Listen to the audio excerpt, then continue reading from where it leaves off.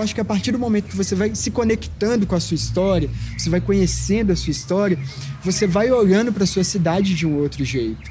Você começa a se sentir pertencente àquele lugar. Você fala, não, meu pai vendia chup-chup aqui e eu passo aqui, esse lugar é importante para a minha memória. E logo, se é importante para a minha memória, é importante para a memória de outras pessoas também. Então você vai conhecendo a sua história, você vai se constituindo como pessoa, você vai entendendo que você não é um não lugar, é um lugar. E aquele lugar é importante para você.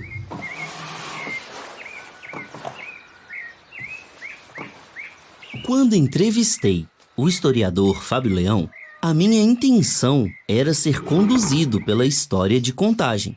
Eu queria apenas sair do Brasil colônia e chegar na era da industrialização, ali no surgimento da cidade industrial na década de 30 e boa. No entanto, o mestre em educação me levou para uma viagem muito mais intimista.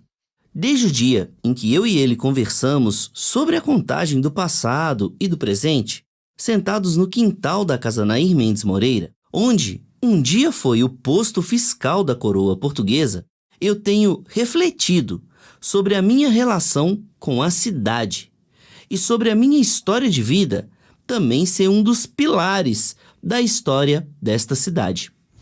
E eu sempre gosto de brincar que, para além do patrimônio físico, a gente tem que entender a nossa própria história como patrimônio também.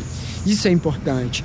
Quando eu entendo a minha história como patrimônio, eu vou me dando bem também, eu vou conhecendo a minha história, eu consigo me dar bem com a cidade, com as pessoas. Para além desse patrimônio físico e também do sensacional currículo acadêmico, que já foi devidamente exposto no episódio de estreia deste podcast, quem é o Fábio Leão? É bem complexo, né? Você falar de quem é você, né?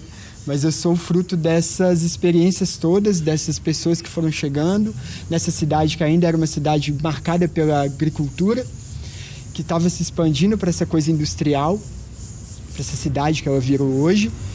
E eu fui chegando nesse lugar sem saber que cidade era essa também. E a partir desse momento que eu fui descobrindo a cidade, eu fui me descobrindo também.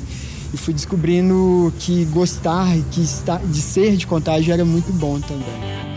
E eu, que também acho bom demais ser de Contagem, me chamo Felipe Pedrosa.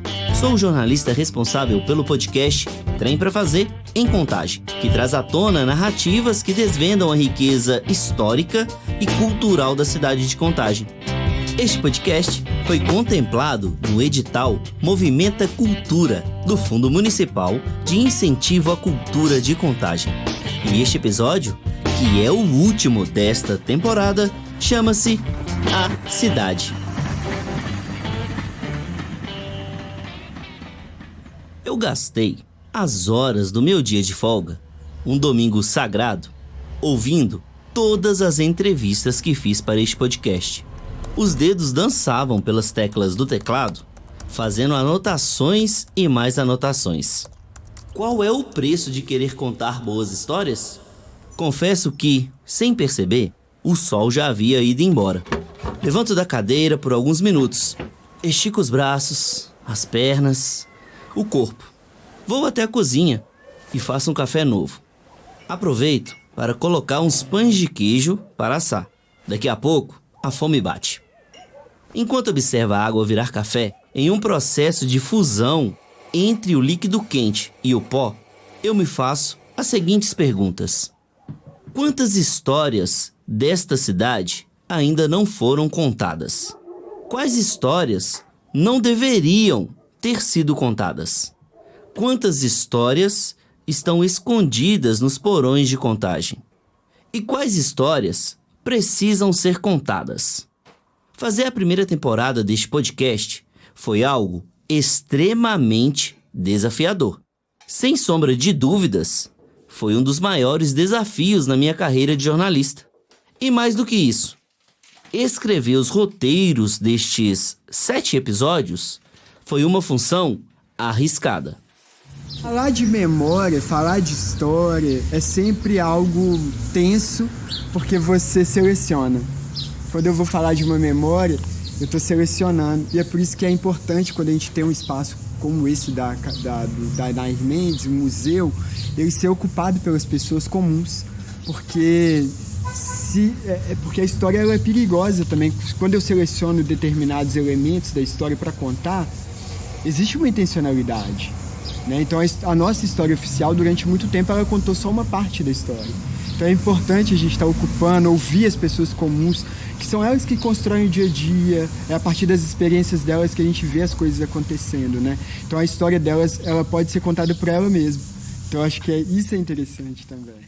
As histórias delas podem ser contadas por elas mesmas. Apesar de eu ser o interlocutor das narrativas aqui apresentadas, a regra principal deste podcast era de que os donos das histórias contariam as próprias histórias. E foi incrível perceber que, nesta cidade com quase 700 mil habitantes, as histórias de vida se conectam de um jeito ou de outro. É como se os moradores da cidade fossem peças de um enorme quebra-cabeça. Ou, como diz o ditado popular, Contagem é um ovo. Contagem é uma cidade, eu acho extremamente interessante, porque ela é uma cidade que carrega muito dessa coisa da indústria, mas ao mesmo tempo ela também são as ambiguidades, né? Ela guarda ainda um certo clima de interior. Então parte da cidade ainda é bem agrária, né? Eu acho que quase metade da cidade é agrária. Então, essas ambiguidades, né, de ser uma cidade ao mesmo tempo moderna, mas também ainda com traços interioranos.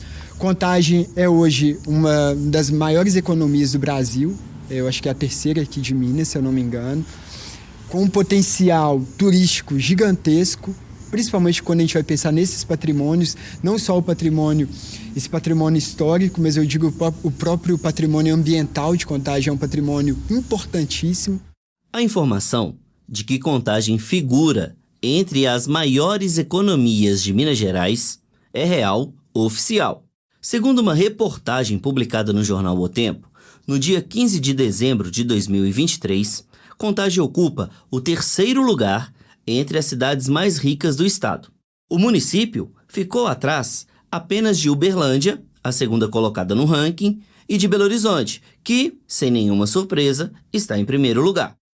Ainda nesta seara, o PIB mineiro, no ano de 2023, pela primeira vez na história deste país, ultrapassou a casa de R$1 trilhão, segundo reportagem exibida na TV Rede Minas.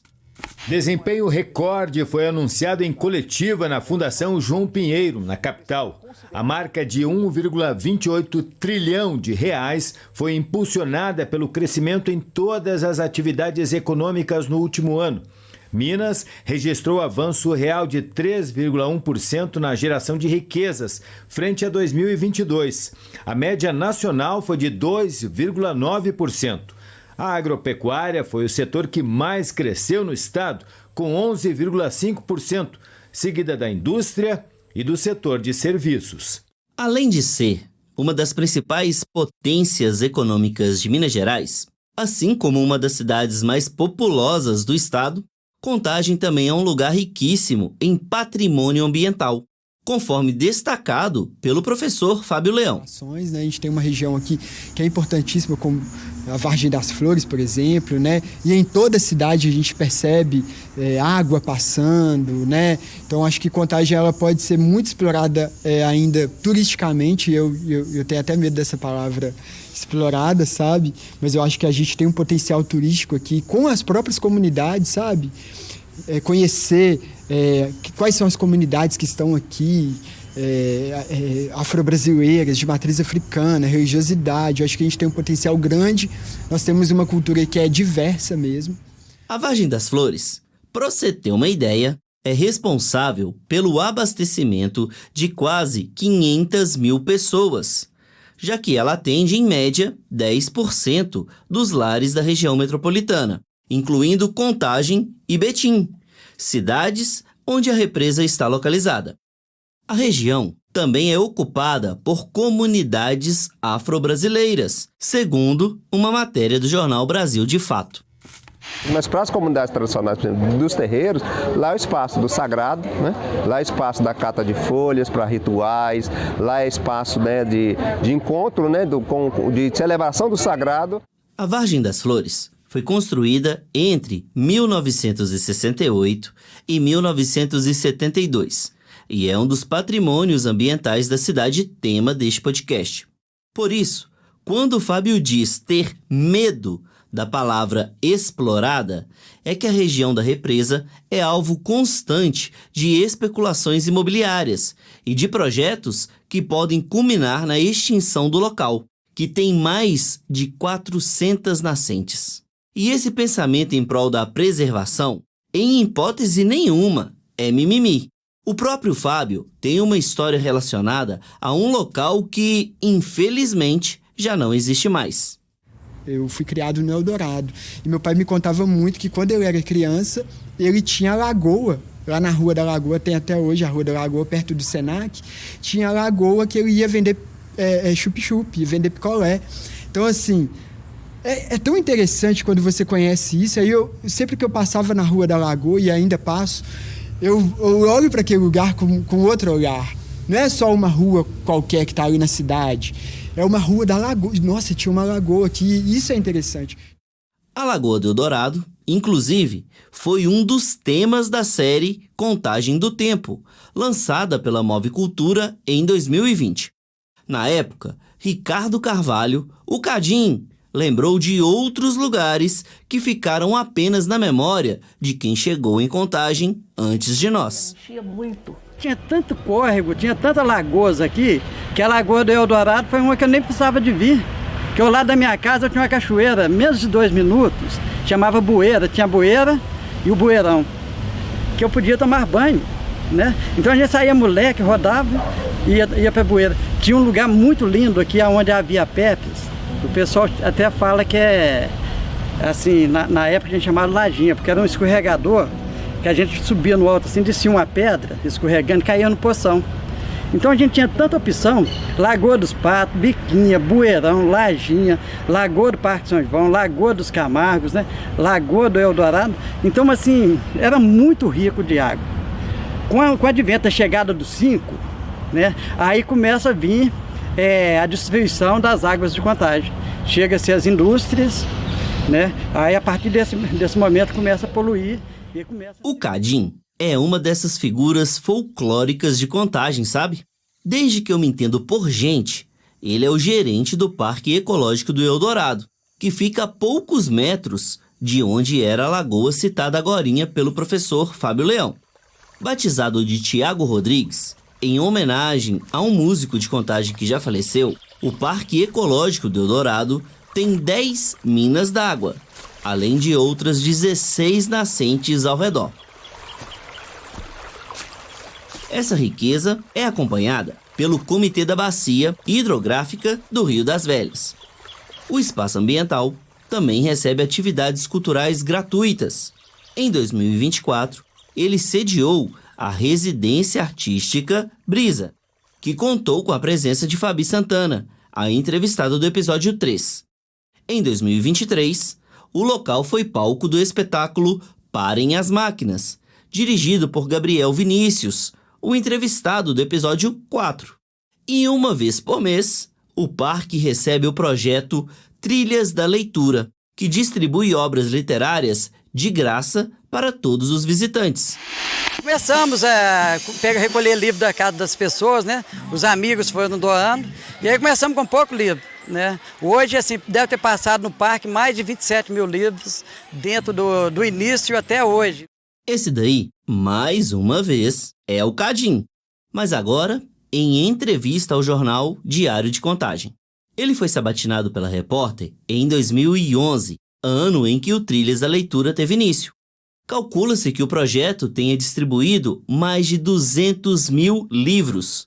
E pensar que no dia dessa entrevista, o Cadim estava torcendo para que a ação fosse abraçada pela comunidade. Quem tiver livros em casa, quiser doar para Trilhas da Leitura, pode mandar para a gente, que para a gente é importante esses livros, né? Em vez de jogar no lixo, jogar fora, doa para o Parque Ecológico, a gente vai estar passando pro trilho aqui, e quem sabe a gente não consegue me colocar esse evento dentro de Contagem. Então, é isso aí. Voltando à Vargem das Flores, curiosamente, ou não, já que Contagem tem esse clima interiorano em que as histórias se conectam de um jeito ou de outro, eu lembrei que a Dani, que brilhou nos episódios sobre o teatro e o carnaval, tinha família instalada onde, desde a década de 70, é pura água. Minha avó era Marcelina Maria Diniz e meu avô é Domingos José Diniz. Minha avó, se eu não me engano, morou onde hoje é a represa da Vargem das Flores, né? E aí depois foram morar ali atrás do Fórum de Contagem, antigo fórum. E aí eu sou dessa família, né? Família tradicional de Contagem, né? Uma das, né, famílias tradicionais de Contagem. E aí a minha outra família, a família Feitosa, que é uma família que veio... Meu avô, ele saiu de Sergipe. Parte da família da Dani, assim como parte da família do Rafael, do Igor, da Fabi e também de outros entrevistados dessa temporada, chegou no município de Contagem por meio do processo de imigração. A do Fábio Leão, por exemplo, desembarcou aqui por conta das fábricas que foram instaladas na cidade industrial. Meu tio-avô criou meu pai e meus outros tios, e ele chega aqui na década de 50, exatamente nesse período que Contagem passava por essa expansão industrial. Meu tio ele vem para trabalhar nas indústrias aqui de Contagem. Ele se estabelece no Eldorado e a minha história ela começa aí, com ele, antes da minha chegada física. Porque meu pai ele se estabelece ali naquela região, vai casar, meu pai era serralheiro em Contagem e eu nasci aí, já numa cidade que já vivia esses ares industriais. E o comércio já era muito forte no Eldorado também, década de 80.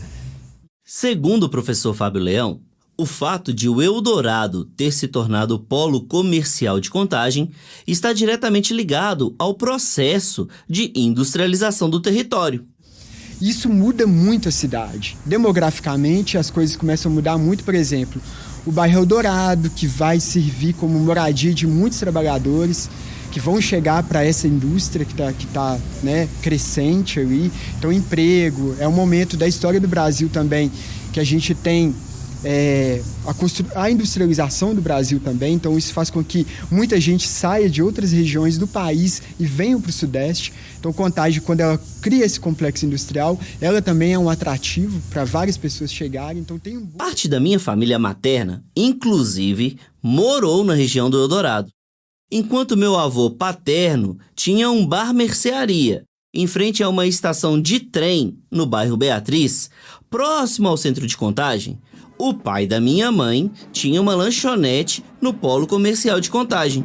Vem daí a minha paixão por boteca e pastel.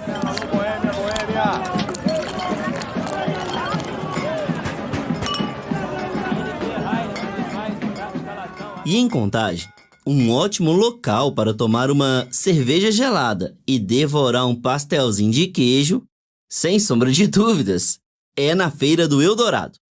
A feira de artesanato, que faz parte do patrimônio da cidade, acontece todo fim de semana. Essa legítima manifestação do comércio popular, inclusive, existe por aqui desde os anos 80.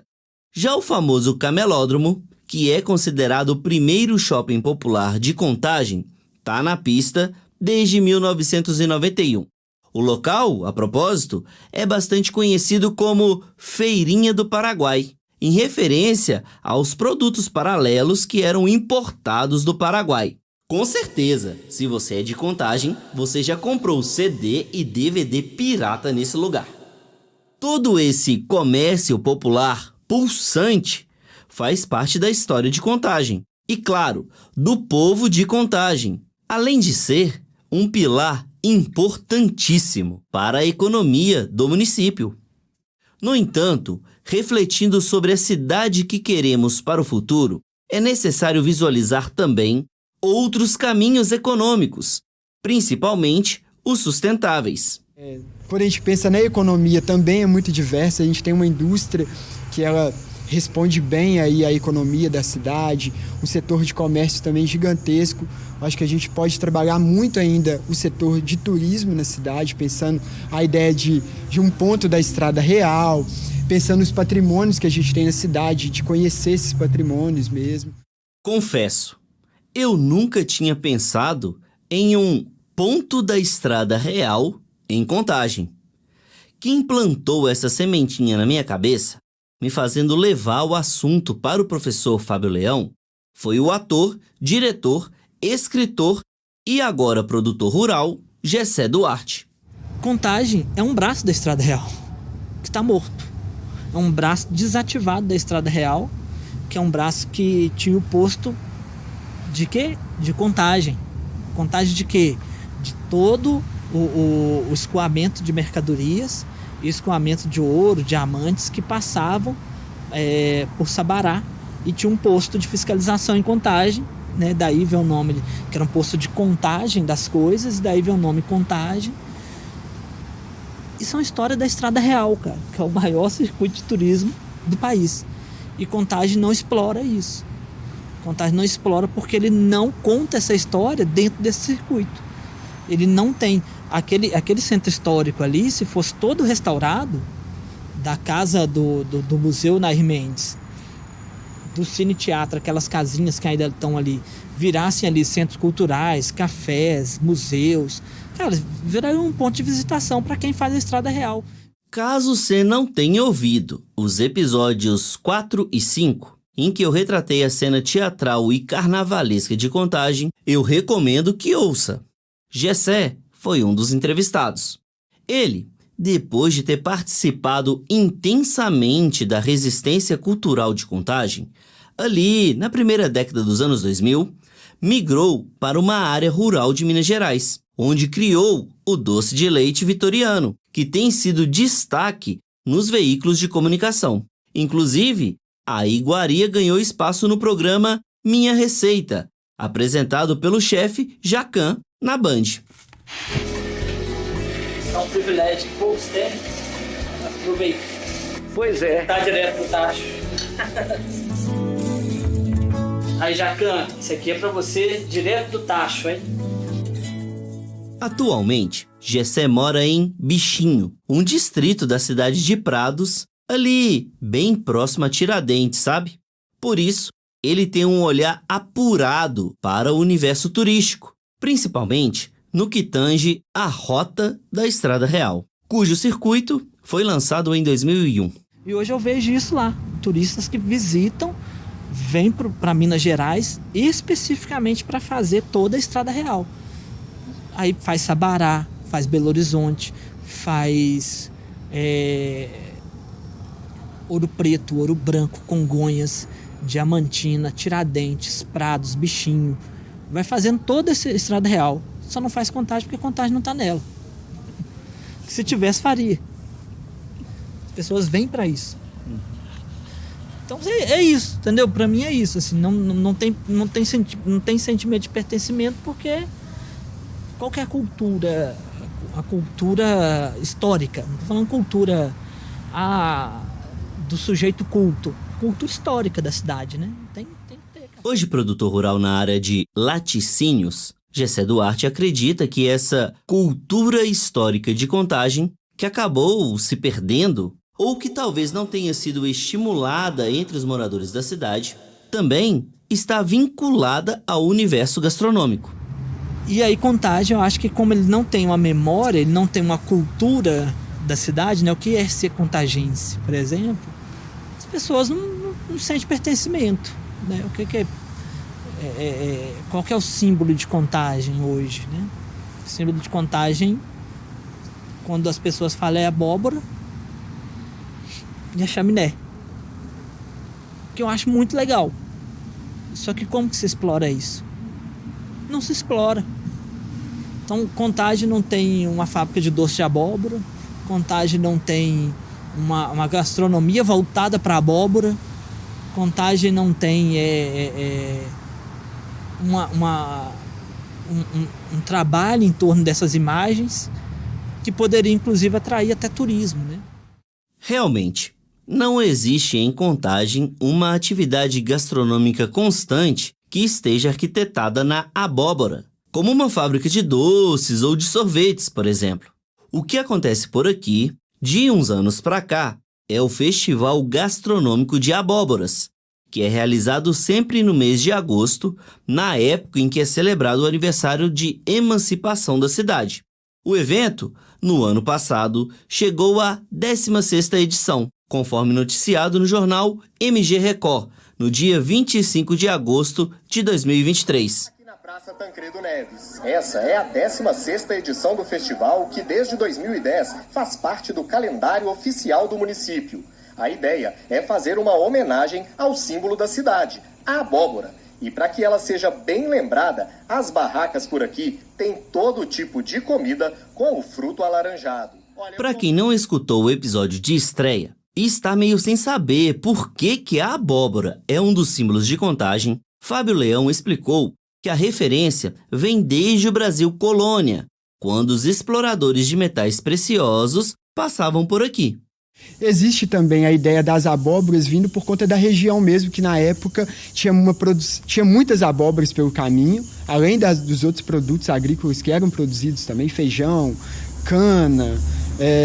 Então a abóbora é algo assim, muito rico aqui nessa região. Então as pessoas já falavam dessa região, os viajantes que passavam, lá na região das abóboras, lá na região do Ribeirão das Abóboras, né? Então as pessoas se localizavam, falavam de Contagem a partir dessa coisa da abóbora, que era uma referência que tinha mesmo por conta da grande produção.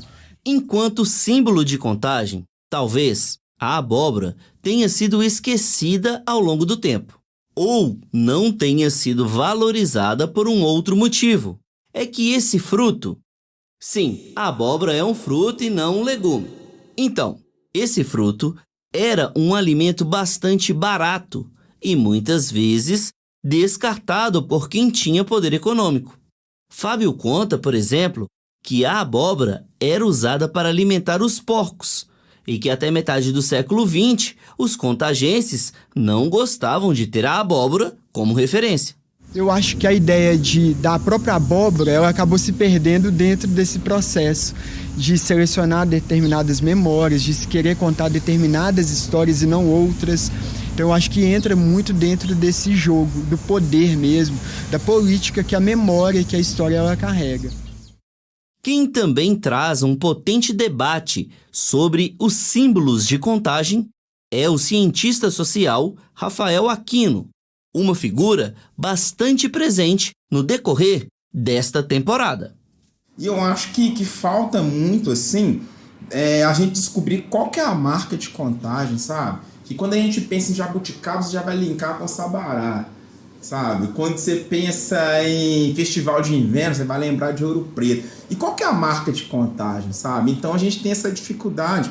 Eu lembro que aqui quando você fala assim, vou ao centro, vou ao mercado central, automaticamente as pessoas já linkam com Belo Horizonte. Então a Contagem, a gente sofre de um viralatismo, que é o quê? A falta de pertencimento com a cidade. Então a gente não está muito conectado com as coisas que acontecem aqui, de uma forma geral, tanto no termo de comunicação, de política, de transporte público, sabe? A gente sabe tudo que está acontecendo em Belo Horizonte. O que a Câmara de Vereador está discutindo lá em Belo Horizonte, a gente sabe que aqui a gente está sabendo, a notícia chega.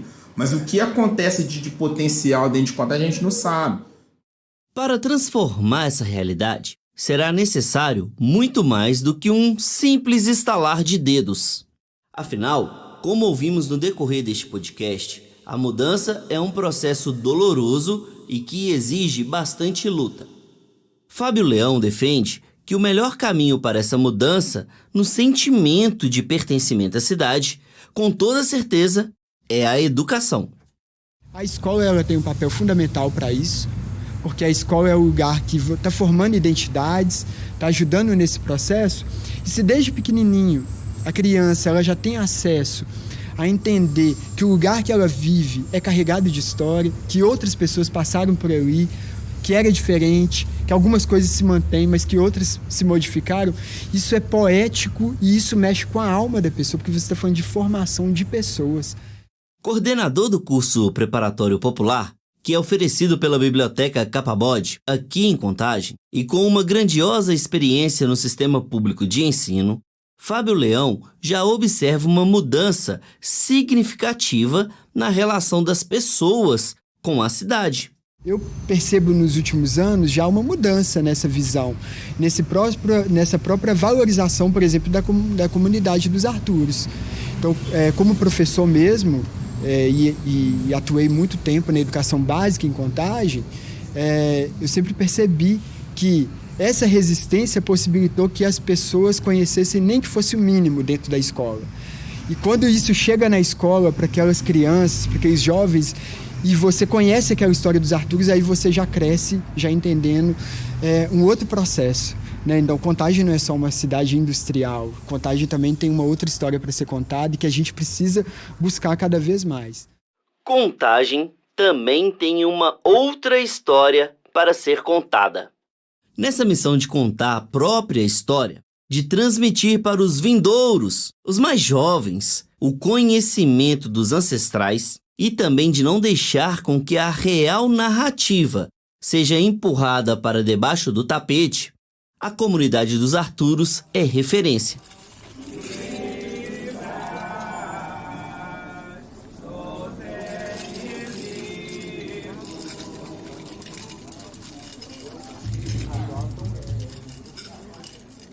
De corpo e alma foram todos embora, mas espiritualmente está sempre presente com nós aqui, porque tudo que a gente vai fazer, a gente não esquece mais dos nossos antepassados, dos nossos tios, né? Prova está aí que hoje, se a comunidade hoje sobrevive é por causa do nome do meu Arthur, né? Do meu avô Arthur. Então a gente nunca pode esquecer. Então eu acho que a gente perdeu eles presente assim, pessoalmente, mas espiritualmente, tudo que a gente vai fazer, a gente pede licença para eles, tá? Ainda tem aqui na comunidade esse respeito, tá? De respeitar os nossos antepassados. Essa é a voz de Zé Bengala, um dos entrevistados do episódio 2, que narra a herança afro-brasileira na cidade de Contagem.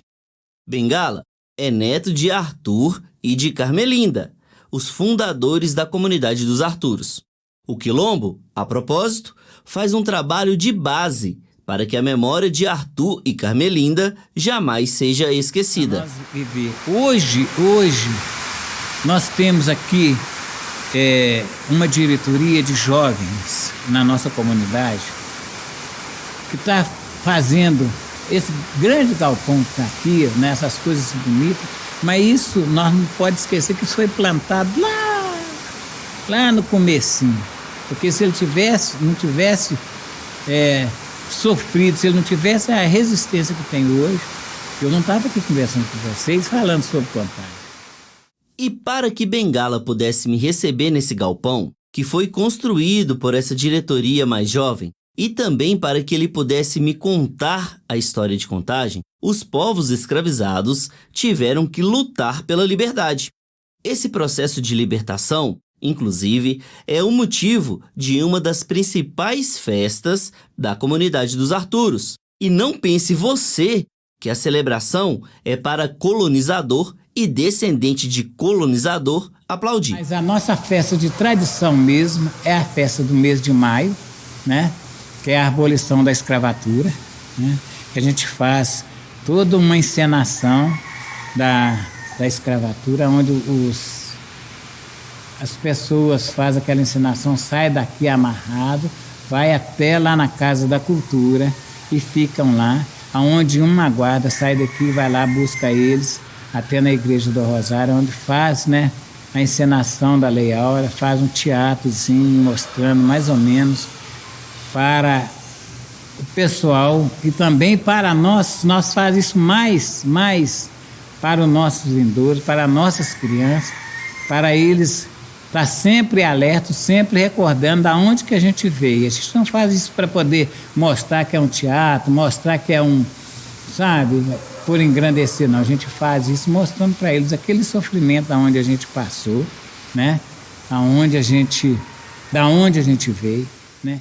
Dos mais velhos até os mais novos, as manifestações de fé da comunidade dos Arturos mobilizam todos os descendentes de Arthur e Carmelinda. Além da festa da abolição, o Quilombo celebra o dia de Nossa Senhora do Rosário, faz a festa do João do Mato e realiza a Folia de Reis. Existem ainda outras celebrações, né, Zé Bengala? Eu costumo falar que aqui nos Arthur, soltou um foguete, bateu numa lata, nós estamos em festa. Graças a Deus.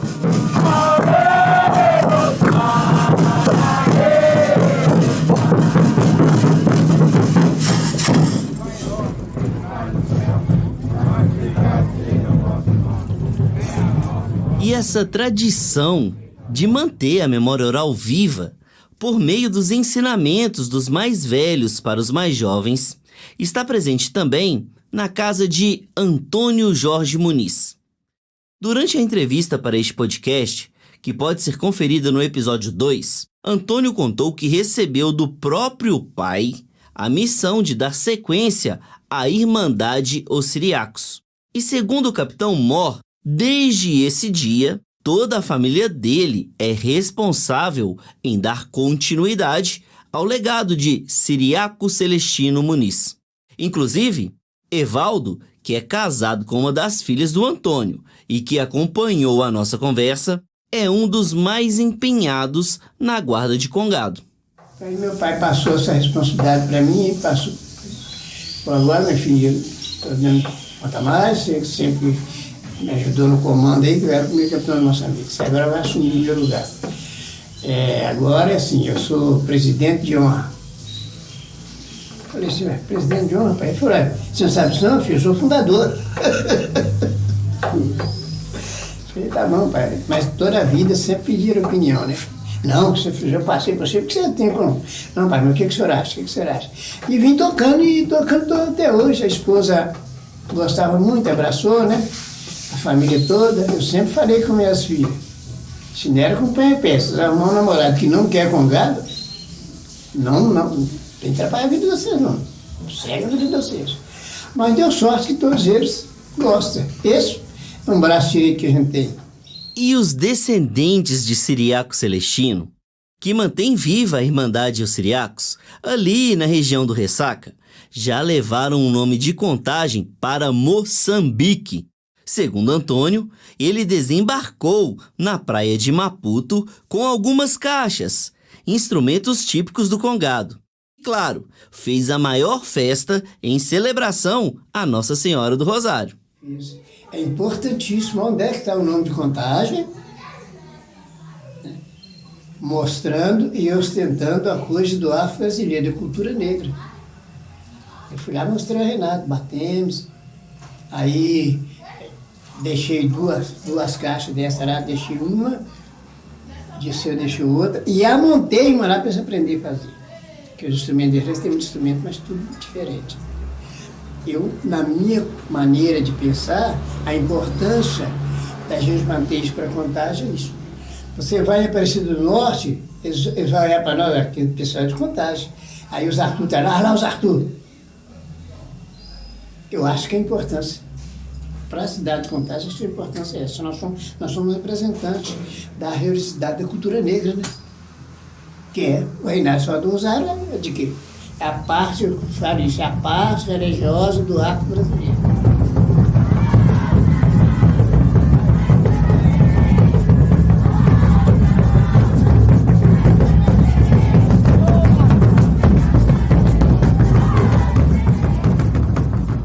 Olha, onde é que tá o nome de Contagem?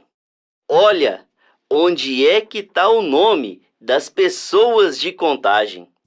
As histórias de vida, as caminhadas coletivas, as trajetórias individuais e as construções diárias, sejam elas por meio de lutas, de tradições e de afetos, são únicas e potentes. Cada história narrada na primeira temporada deste podcast é um patrimônio irrefutável, assim como um capítulo incrível na história desta cidade, chamada Contagem.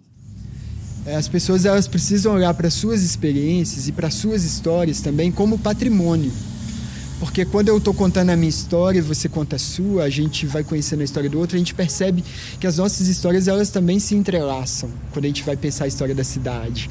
Então, quando eu olho para a minha história também como patrimônio, eu começo a me conhecer melhor e começo a entender que eu e o outro, nós temos também uma relação também que nos ajuda, as nossas histórias nos ajudam a contar a história da própria cidade. Porque nós temos aspectos na minha história individual, você com a sua, cada um com a sua história. A gente traz aspectos também que contam a história da cidade. Né? E eu acho que a gente olhar para a nossa história também como patrimônio é super importante para a gente partir da nossa história para entender a história da cidade, sabe? Essa dinâmica que é a história da cidade. O Trem pra Fazer em Contagem é um produto original do projeto Trem pra Fazer. A primeira temporada deste podcast foi contemplada no edital Movimenta Cultura, do Fundo Municipal de Incentivo à Cultura de Contagem. Eu sou o Felipe Pedrosa, criador, apresentador, roteirista e idealizador do podcast Trem pra Fazer em Contagem. A operação de áudio, assim como os pitacos na direção, é de Ana Caracol. A edição e a finalização de Eugênio Neto. A arte de capa é de Henrique Parentoni. A revisão textual de Renata Crepaldi. As transcrições das entrevistas são de Júlia Bigão, José Vitor Melgaço e Amanda Rocha. As narrações foram gravadas nos estúdios da Scriptus Comunicação, em Belo Horizonte. A temporada contou, além dos entrevistados que foram devidamente identificados, com as vozes de Dálcio Frade, Janaína Moreira, Ana Cristina Amâncio e Serginho. Este episódio contou com áudios das emissoras Rede Minas, Record TV e Band, assim como dos jornais Brasil de Fato e Diário de Contagem, além de um trecho do documentário Contagem do Tempo. Agradeço imensamente a equipe da Secretaria de Cultura de Contagem, assim como todas as pessoas que colaboraram, direta ou indiretamente, na execução deste projeto. Muito obrigado! Antes de me despedir, quero te pedir para seguir o podcast na sua plataforma predileta. E claro, se possível, avaliar, deixando uma nota. Ah, e um detalhe, recomenda aí pra galera, né? Para falar comigo, basta me encontrar nas redes sociais. @Trem pra Fazer. Até a próxima temporada!